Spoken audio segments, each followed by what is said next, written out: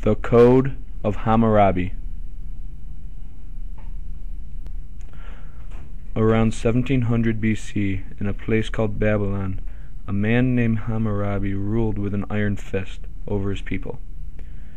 He was a ruler who wanted his subjects to be happy, so the laws he made were slightly more lenient towards the poor.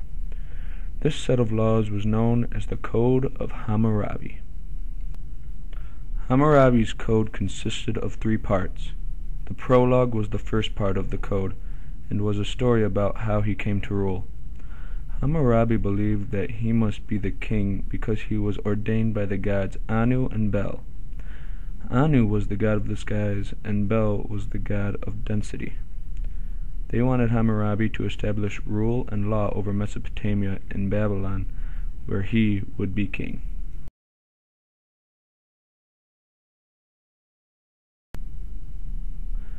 The second part of the code was the laws themselves, which was consisted of 282 laws.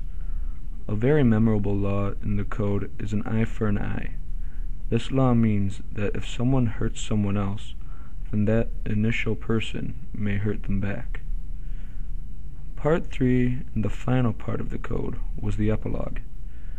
This was basically a summary of the laws and tells the viewer that basically, if you follow these laws, you will find eternal happiness.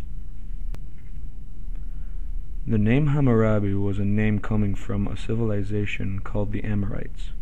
The Amorite civilization would be what is now known as southern Turkey and Syria.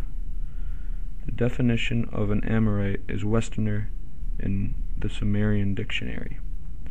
And the reason why it meant Westerners is because it was west of Sumer.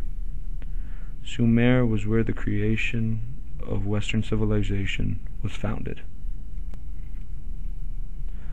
Hammurabi was a great power of Babylon, and he left a huge mark in Western civilization and the world.